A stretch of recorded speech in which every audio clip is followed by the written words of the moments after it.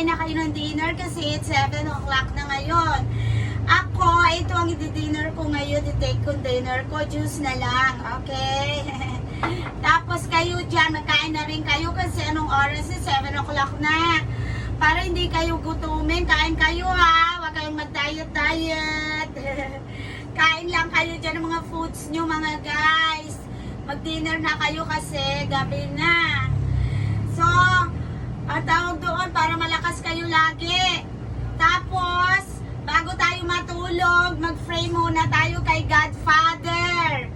Para gabayan tayo sa ating pagtulog. Okay, mga guys?